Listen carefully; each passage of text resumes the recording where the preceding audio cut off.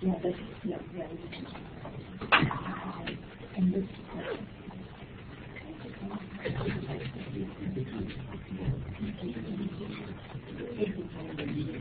all right, good afternoon, everybody. My name is Kate Anderson. I'm the head of the Gulf Veterinary Medical Library. It's great to see so many people here and also so many people online. Hello, online folks. It's my pleasure today to introduce our speaker, Christopher Eaker. He's an assistant professor and data curation librarian at the University of Tennessee, Knoxville.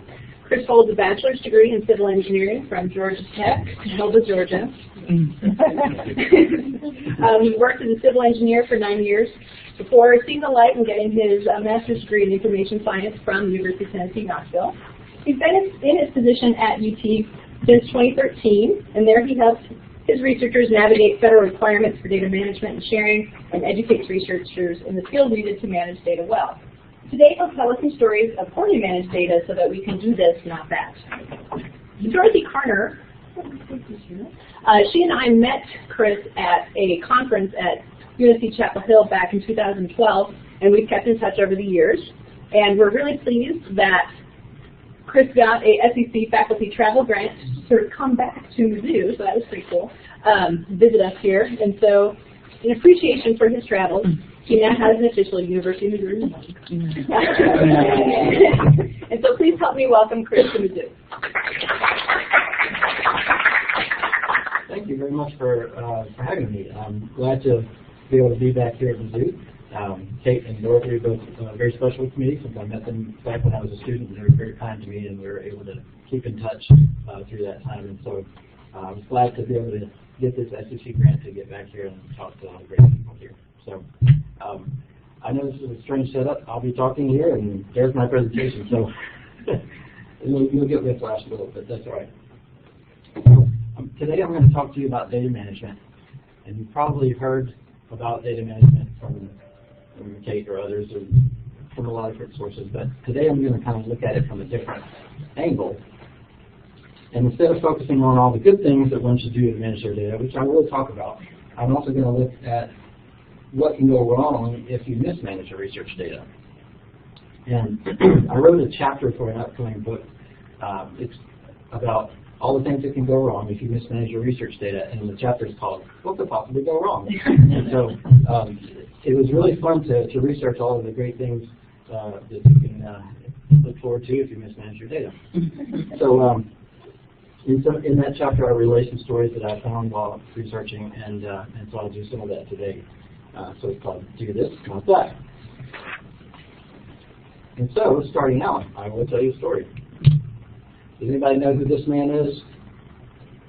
Probably not. I didn't know before I found out about him either. His name is Lelung Rinpoche, and he's a Tibetan monk. And he lives in the United Kingdom right now. And Lelung is a Tibetan scholar, and he has traveled the world and collected ancient Tibetan Buddhism texts and has lots of research on those texts. And so he was collecting these for a book that he was going to write. And he had all of this stored on his laptop, and one day he was traveling the London Tube, and on walks at one of the train stops the London mayor, Boris Johnson. And passengers immediately began going up to the mayor and taking selfies and talking to him, because apparently he's very popular there. And so Mr. Rinpoche decided he would take the opportunity to do that as well. And so he went up and started a conversation with the mayor, and ended up snapping this selfie with the mayor on the train. And as right about the time he took this picture, he came to his bus or his train stop and decided, I need to get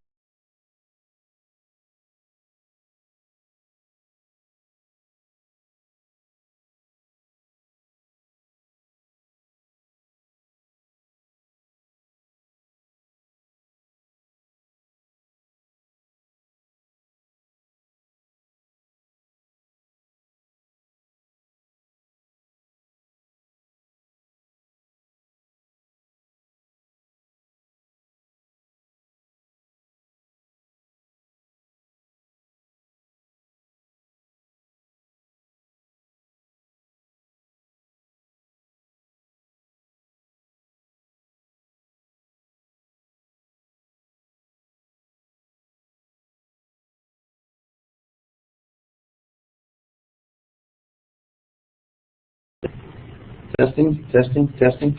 Looks like it might be working now.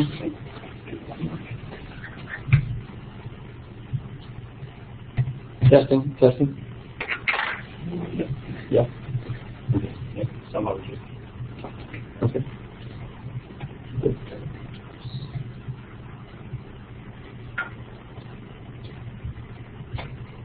Super.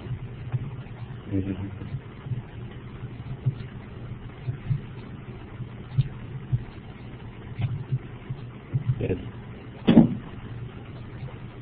All right. Good. There we go.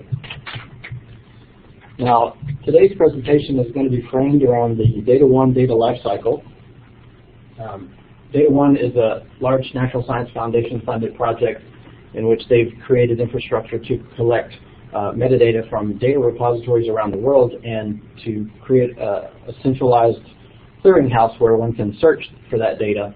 And so they've come up with this data lifecycle to kind of indicate various phases that data might go through in a typical research project.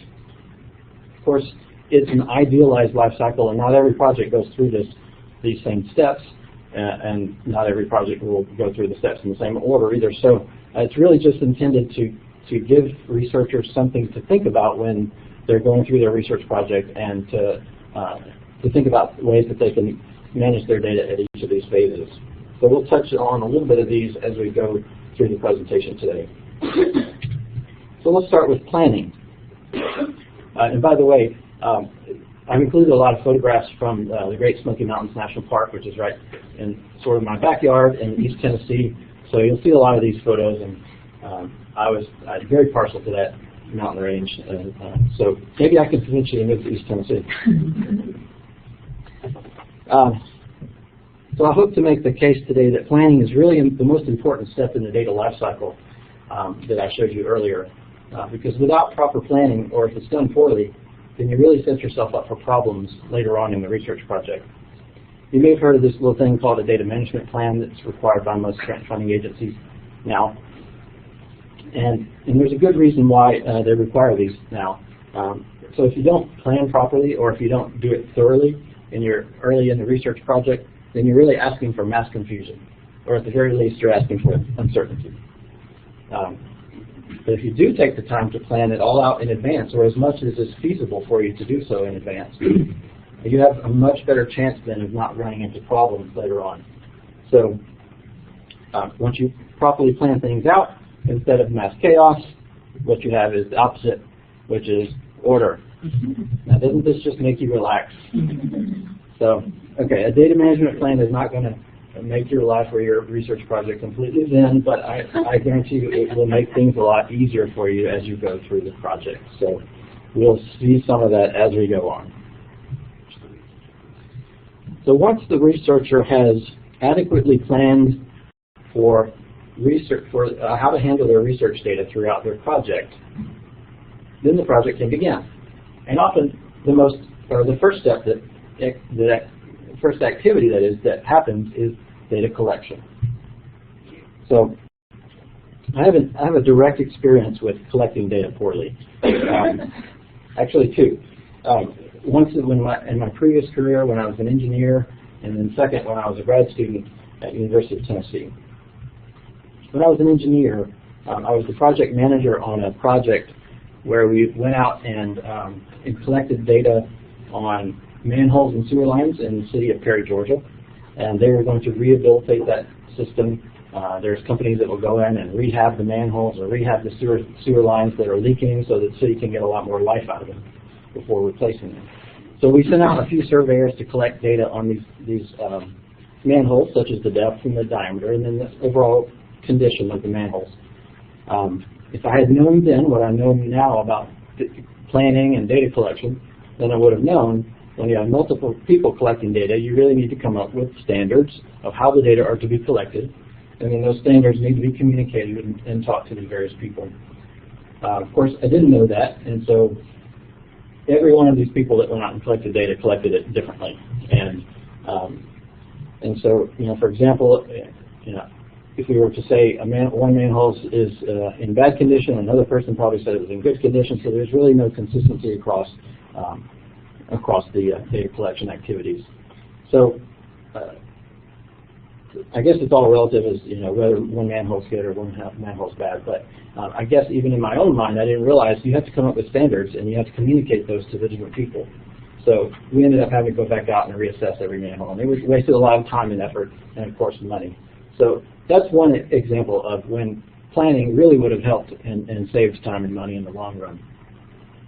And you would have think that I would have learned my lesson, but I didn't. And later, when I was a grad student, I was part of a data collection effort in which we would go out, a group of us went out and collected data from job ads for librarians on the various job ad boards online. And we put all this into a database that we were going to be able to give access to students and let them see. So what we would do is we'd go out and find the job ads, and we put it into a database, and it collected it through a website.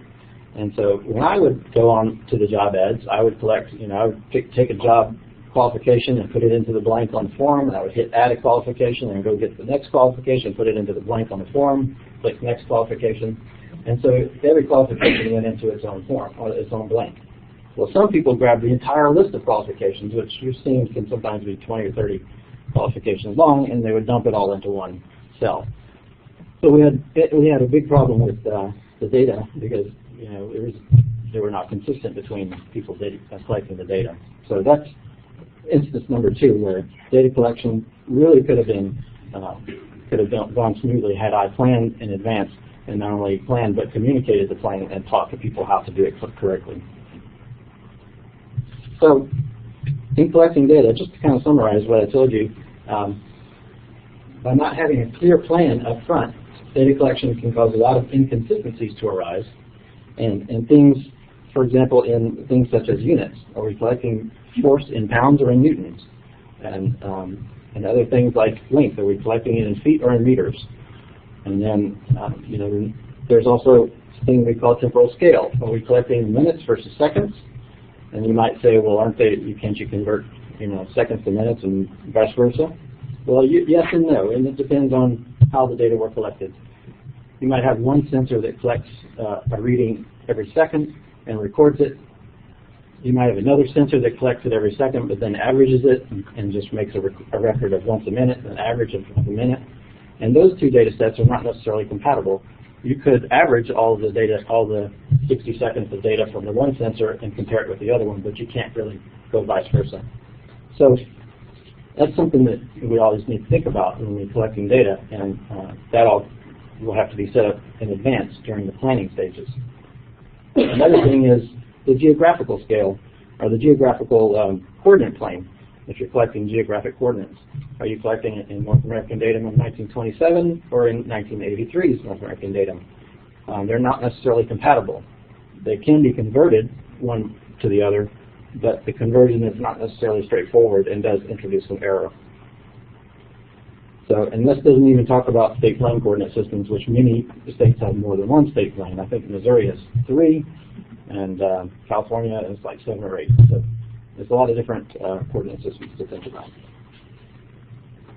And not only will your units be a mess if you don't plan properly, if you use Excel, be careful. Because Excel makes it very, very easy. And what it makes it very easy to do is not make a great spreadsheet with lots of good data, but it makes it very easy to make really bad spreadsheets. There are tools within Excel that can help you minimize making these bad spreadsheets, but I would venture to guess that a lot of people don't know about them and don't use them.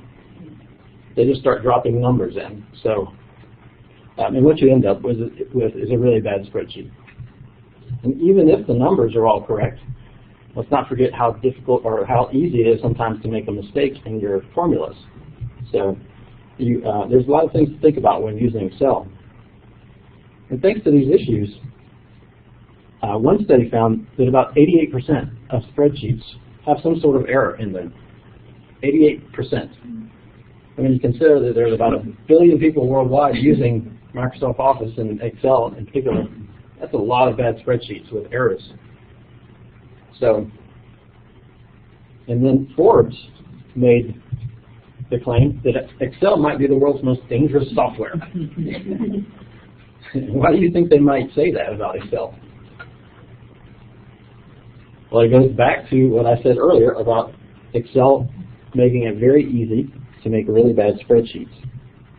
Forbes said, it's all become so complex and it's handled in such a slapdash manner that no one is really on top of it anymore. And that's so true. Excel puts a lot of power into the hands of people that don't know how to use it or maybe not shouldn't be using it. And that's kind of like giving your newly licensed 16-year-old a Corvette Stingray. Sure, you could, but is it a good idea? I don't know.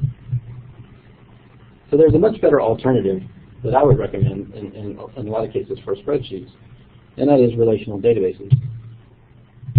I'll talk a little bit about the differences and some pros and cons of the comparison between spreadsheets and relational databases. Now, I'll give it to you. Spreadsheets do make beautiful graphics. If you have the capability to use the charts and graphics features, then you have some really cool tools there. Spreadsheets are very flexible. It allows you to do a lot of things with them very easily. But because of that flexibility, they lack record integrity. So you can put, in one column, you can put numbers and text in the same column, and that's not good data management. But Excel makes it easy for you to do that and doesn't say you shouldn't, unless you tell it to tell you that you shouldn't do it. But they are very easy to use, and a lot of folks have access to spreadsheets of various types, yet Excel or Google Spreadsheets or some other thing. So they do have benefits, some benefits. And then databases, on the other hand, they're very, very easy to query the data once the data are in those spreadsheets, in those databases. Using the SQL language, you can easily query and extract data in various sets and transform and transpose and get reports out of the database very easily. The data fields are typed, which means if you want a field to include text only, then it only includes text. And if you try to put a number in it, the database is going to tell you to stop because it's expecting text, vice versa. You can even get as detailed as saying this number for the cell should only be between 1 and 10. And so if you try to put in 11, it'll say, sorry, you can't do that. It eliminates redundancy because of the relations between the tables. You enter data for one piece of information in one table, and then you can link out to that table and all the other tables, so you don't have to repeatedly enter that same information over and over, and that eliminates chances for error with typing in the information over and over. And then last, they do have a steep learning curve, I'll give you that. But because of all these many benefits, I would encourage you to learn more about using relational databases if you think that your research might benefit. Talk a little bit now about quality assurance. I'm not going to talk long about it, but I do have a short story to kind of tell you about how quality assurance was very important in my previous job as an engineer. As I mentioned earlier, I was a civil engineer, and what we would do is a lot of times we would send surveyors out to collect data points all across a site, and they would send that file back to me in the office, and I would dump those points into Autodesk Civil 3D, and then create a topographic map like you see in the background of this picture here for our site. And then we could design whatever it was we were going to see on top of that. And a lot of times the surveyors would go out and they would take shots all over the place, and they would take shots on top of a planter box, like a flower planter, or they'd take shots on top of a wall, and then take shots right next to them also. So you'd have shots on the ground, shots way up on top of the planter box, and they'd come back in the office and I'd create these beautiful topographic maps that had little molehills all over the place. And so I thought, this is odd, so I had to go back and look at their field notes and say, oh, this is a planter box. This is not really the ground, so I need to exclude these points from my topographic map. And so all these little molehills would just disappear and it'd be back to the flat ground.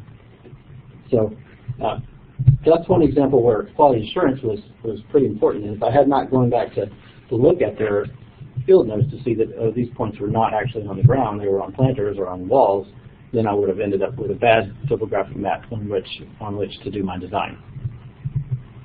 And that type of graphical representation of data where you actually plot data, and for example, in this case on topographic map, or you might plot it on an XY graph, that's a really good way to find data that might be out of place.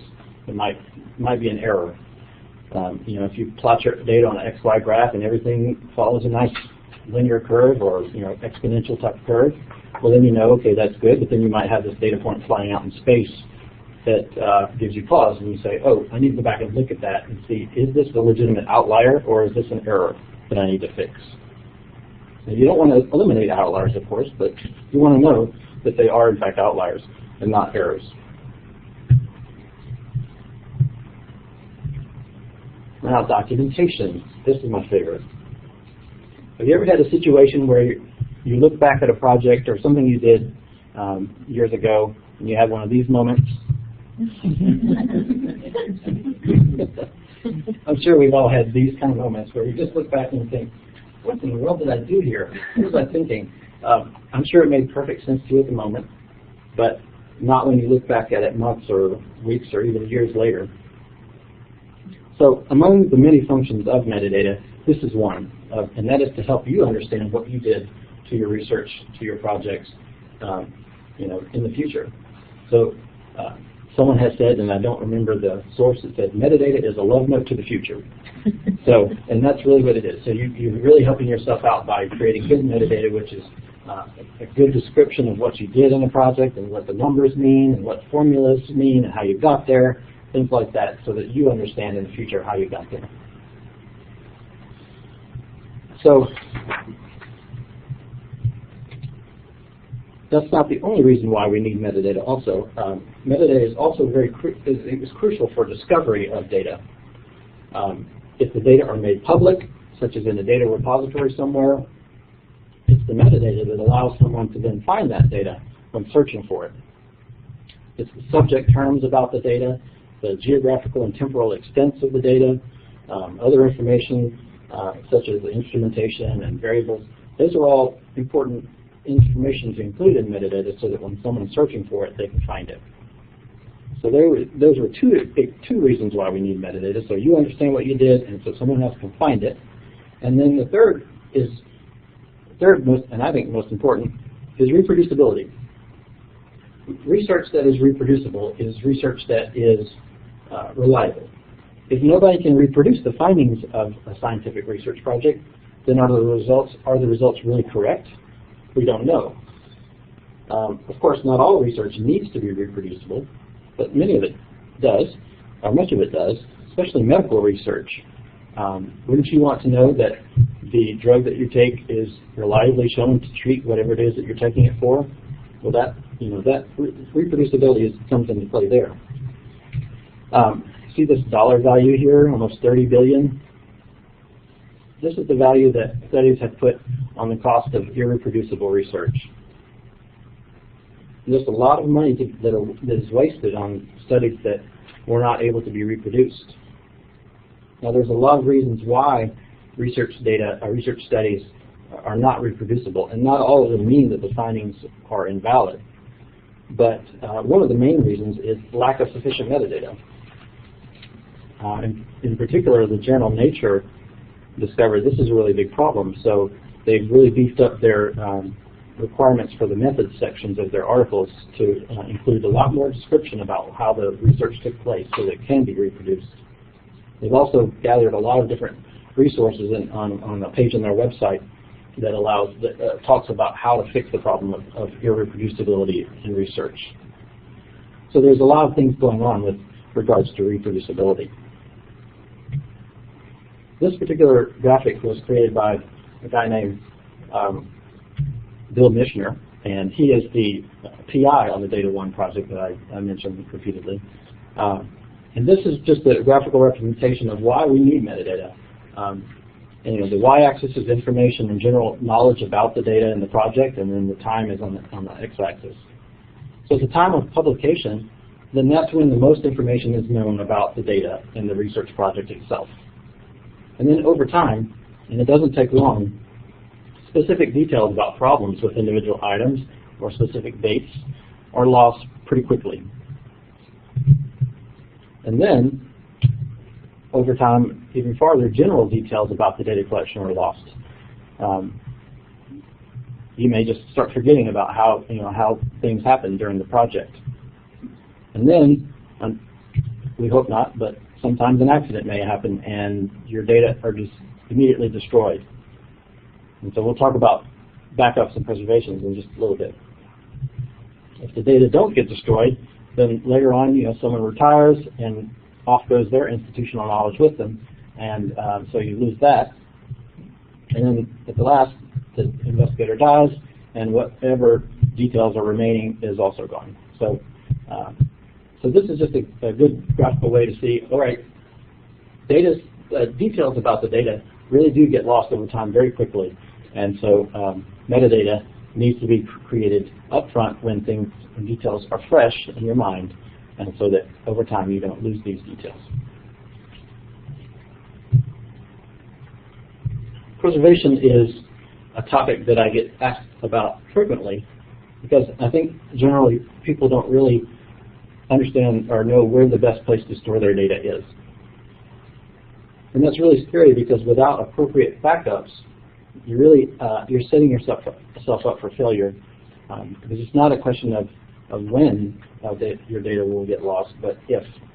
Not if, but when. Reverse that. So it's going to happen at some point.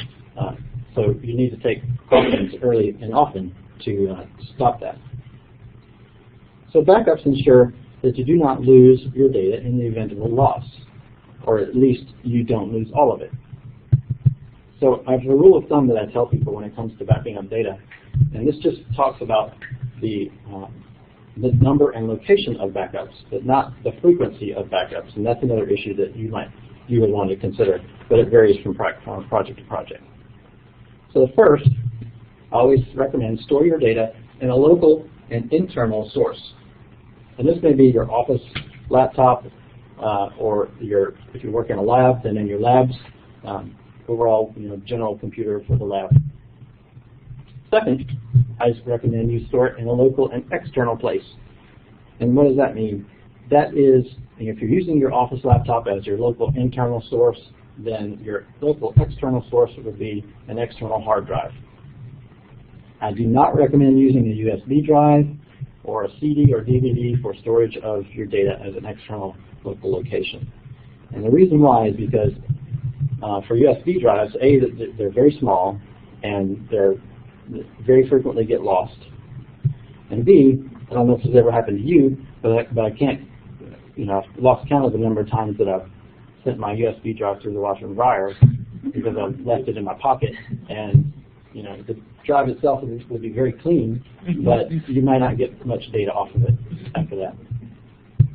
And as far as CDs and DVDs go, they're easily scratched, they're easily broken, and then they also suffer from this phenomenon called bit rot.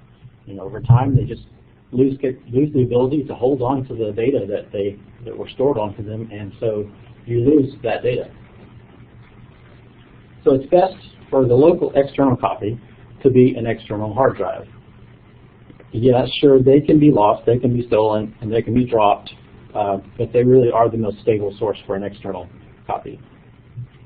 And then the third place is you should store your data in a copy that's not local to where you are, that's not in the same general geographical location as to where you are. And that preferably means not even at your own university. So where can this location be? Well, cloud storage is a great option, and I recommend Google Drive or Box.com or OneDrive if your institution has an institutional account with these cloud storage solutions. I don't recommend using your personal Google Drive as a storage solution because if you suffer a loss from that service, then you really don't have much recourse. But if your institution does have an institutional account with, let's say, OneDrive, then your institution has your back, and you can get a better chance. It's 50 gigs, and faculty and staff get 50 and add to that. Is that OneDrive or Google Drive? Box. Box. Okay. Sorry. Box.com. Okay. So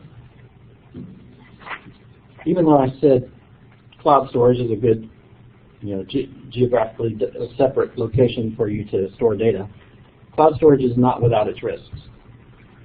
So use cloud storage at your own risk and be aware of the limitations. It is meant to be one part of a multi-part backup and security plan, not the only place to store your research data. So what can go wrong with cloud storage?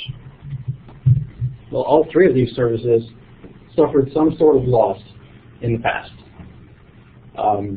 One Box.com user lost all of his files when the service accidentally gave access to his account to another user, and that user deleted all his files.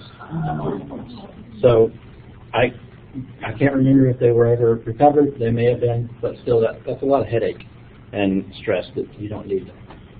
Flickr, likewise, erroneously deleted one user's, like 4,000 of one user's original digital photographs because they mistook his account with one containing stolen photographs. So they just wiped it from him. And then Deduce, which is used by a lot of researchers, suffered a major loss, and they lost researchers' work over about a 3-week period, and that these data were never recovered. And so that was, a lot of researchers estimated that was about 100 hours worth of work that was just gone. They could not recover it. So all this could have been avoided if cloud storage system was not the sole place that the data were saved. So just remember, it can be one place, but not the only place. So just to review, store your data in 3 places. One local and internal, which could be your hard drive on your laptop or your hard drive in your lab. One local external, an external hard drive is a good source, a good option there. And one that's not local, and it's geographically diverse. So cloud storage is an option. Yes, sir? Just as a point, there are a lot of rules about this on the university campus, specifically for researchers and staff and faculty. And I would recommend you talk to your local IT professional if you have questions about this. Oh, yeah. Because that second one is almost always frowned upon around here. As you get into certain kinds of data, especially. Yeah, there are data classification levels. Right. And there are a lot of backups in place that are both local and internal and automatically happening local and external if you're using the right systems. Because we export most of our backups to like Raleigh or Kansas City as well. Okay. So just... Yeah, this is just general advice. Of course, there are specifics that you would want to investigate in your own institution. So the last bit I want to talk about is analysis. And I'm not going to say a whole lot about it, but I'll tell you a story about how problems in data analysis caused the domino effect. In one situation, a researcher used a homemade computer program that they had written to analyze their data, and somehow that model erroneously reversed 2 columns of data. And so their entire analysis was based on this computer model. And they published 5 papers from that model. So in that case, once they discovered that the data were wrong because of the error in the computer model, they had to request retraction of all 5 of those articles because they were based on this erroneous data. What's more, other researchers that also published papers based on that data or based on the results from those papers had to request retraction of their articles as well. And it didn't stop there. There are still other researchers that tried to publish corrected results that contradicted the other incorrect results, and they had trouble getting their papers published. So just keep in mind, just one small error can propagate into other things down the road that you don't want to have to deal with. So this is just a good summary slide. Let's just go through the steps again. If you start out your research project having no plan in place, no data management plan, then that could lead to sloppy data collection, and sloppy data collection could lead to spreadsheets with errors.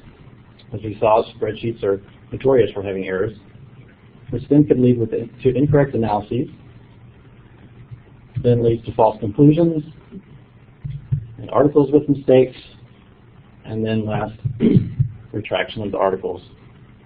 So, and then you saw earlier, it doesn't stop with a particular researcher, then it can propagate to other researchers in other areas too. So there's lots of things to keep in mind, and it all starts back with a good research data management plan to at least think through the details as much as possible ahead of time. Anna Gold, who is the Dean of Libraries at Cal Poly San Luis Obispo, wrote that data is the currency of science, and to be able to exchange it, communicate it, mine it, reuse it, and review it is essential to scientific productivity and collaboration and to discovery itself. So data is a valuable asset to the university and to you as researchers. So I hope that today I've demonstrated the need to manage it well so that all of these things that I showed you don't happen to you. And it will also help advance science, but if not that, it at least helps you as a researcher avoid lots of headaches and heartburn later on. Thank you very much, and I'm happy to take questions.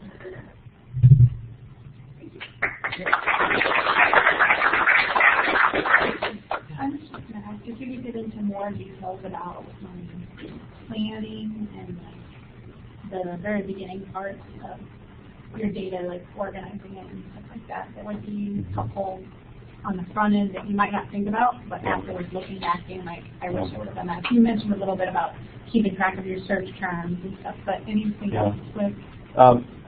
It's always good to simply devise a good file naming convention, a good file organization scheme,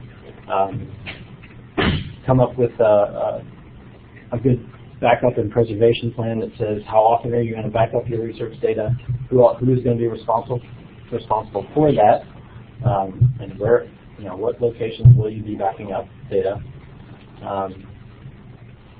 The data management plan requirements for most grant funding agencies typically will cover these kinds of things, but they'll talk about what metadata schema are you going to use to describe your research data, and then where do you plan to archive and preserve, and then what kind of access controls are going to be on the data and things like that.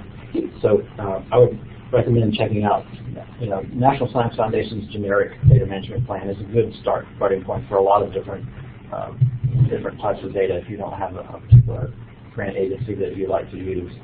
So I would definitely look at those. And I'll make a shameless plug for the NU Libraries Data Management Plan live guide that we have. And there's a best practices thing that has some of these kinds of questions about when you're starting to think about what are the naming conventions? Have you talked to your IT person? That's just on the library website? Yeah, you can search for data management. So you were saying that slide you had about spreadsheets versus relational databases to use. Are you saying, when you say relational databases, I was thinking something like SharePoint, which I hate. But what kind of database are you talking about? Well, I mean, the Microsoft Office product is Access. Then Oracle is database. There are other MySQL is another database that's popular. So you were saying people should learn and use those when you start. Yeah, if it makes sense for your research. It may not make sense, but it is a good option for a lot of Pro is pretty easy, and it's cross-platform. Which one? FileMaker Pro. FileMaker Pro, yeah. That works on Macs, right? It's cross-platform. Is it? Oh, okay. You mentioned it. Yeah. Okay. Which is attractive if you have a bunch of different people. Very much. Computers.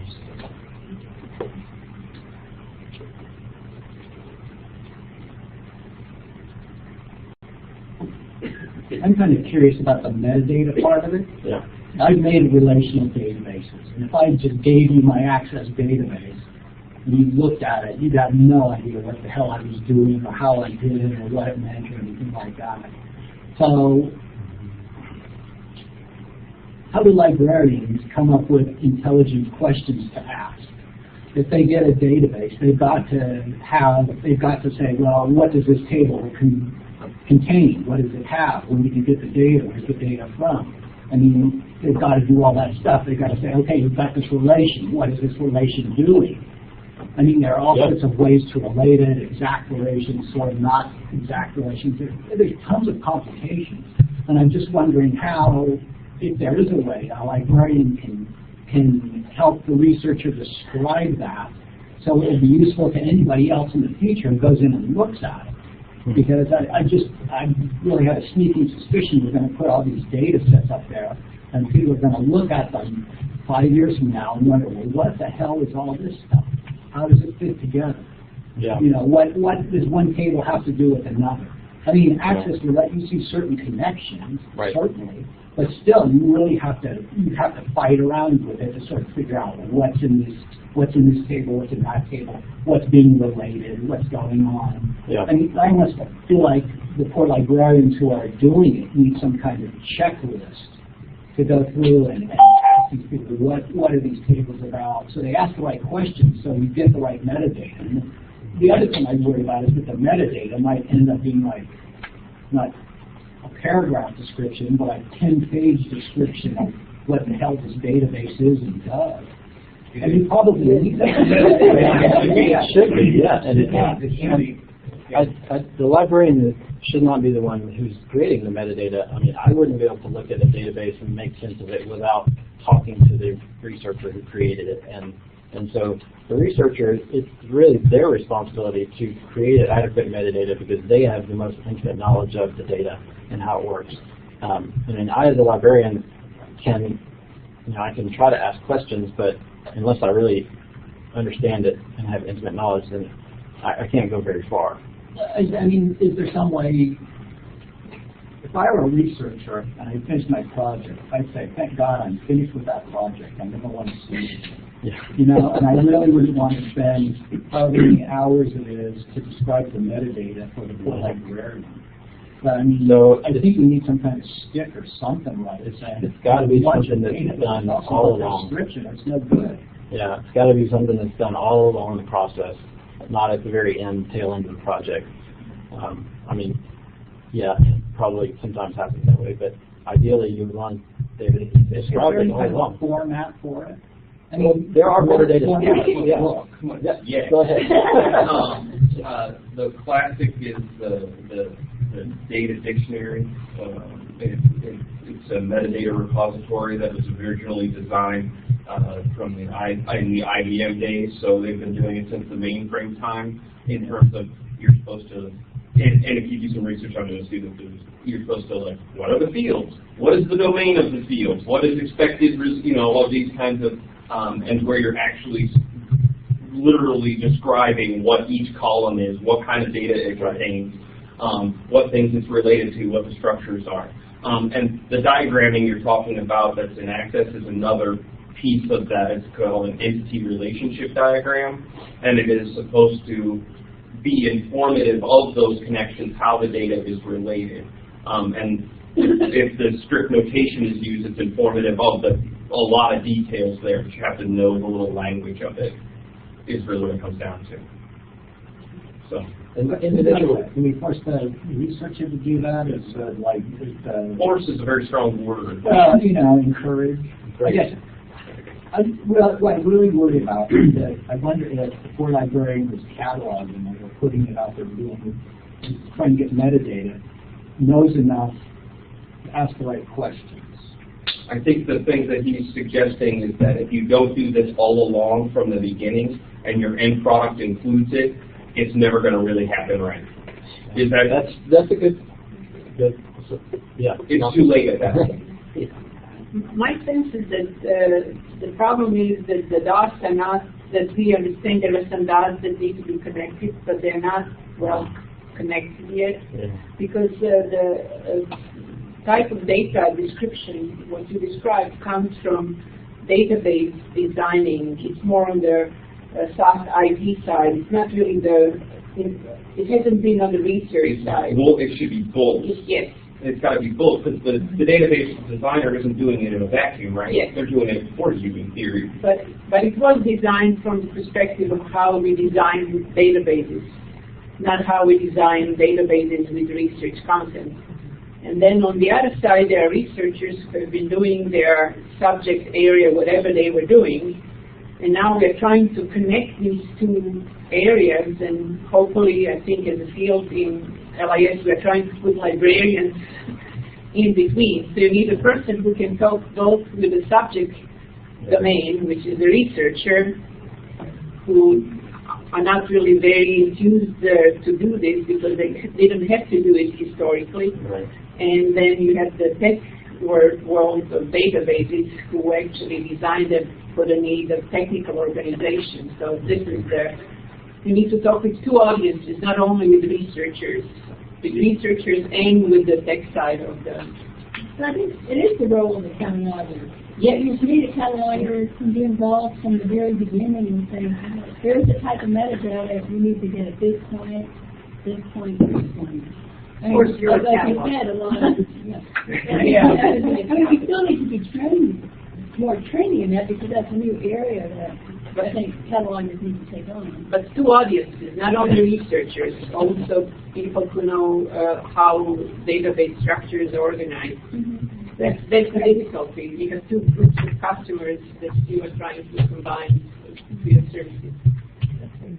Edward. Chris, you mentioned DMP tool. Yeah. And I'm wondering if that might be part of the enabling structure that helps us with this, getting together, getting people on the same page about what sort of information needs to be collected. Yeah, it's the sole purpose of the data management plan, and the DMP tool helps facilitate it, is to raise these questions up early, like what metadata standard should I use, or where should I, archive data. So it's not like ready, aim, fire approach. You've planned ahead. So the DMP tool does help raise these questions, but it doesn't provide the answers. The researchers still have to come up with the answers of where they're going to archive data, where they're going to preserve it, what metadata they're going to use. But there is an existing framework that's proven to be effective. Yeah, to tap into, right? Right. It's less of a framework and more of a question and answer session that ends up with those things. Yeah. Okay. It's like, do you have this, do you need this, do you need this, and then fit the pieces in together and fit them.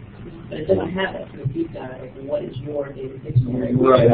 It's a really different question out of this column means this, which is the index stuff. That's the gut. Yeah. I think Daniel there had a question. Okay. Sorry about that. No, I got it. Thank you. Okay. Well, it seems to me that if the funding agencies require researchers to describe their data in the data management plan, right, that will solve the issue for librarians at least. Because when researchers will then deposit their data in the repository, right, there will be there already a description of the data. Well, the data management plan is not really the place for the data to be described. At that point, there's no data to describe. So it's just it tells the NSF or the NIH or whatever how they're going to describe the data as they go through the process. Which standard are they going to use? For example, if they're ecologists, are they going to use ecological metadata language, which is already standardized for that discipline, has specific terms that they're supposed to use, and so that it works across the board. Yeah. But when you're applying for grants, you're supposed to know what you're going to collect. Yes, you should. Right? You at least have some idea, but yeah. Yeah. So even though you haven't collected yet. By the grant phase, by the application phase of the grant, there should be enough idea about what's going to be collected. Right. Otherwise, it wouldn't make any sense to us. You need to get a data management plan. Yeah. That makes sense.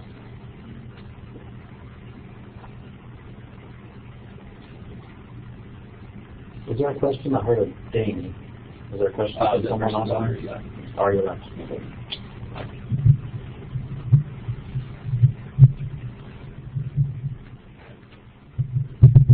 Well, thanks for coming, guys. If there are any questions, I'm happy to stick around. Great, we're so glad that you could come with us. Thank you.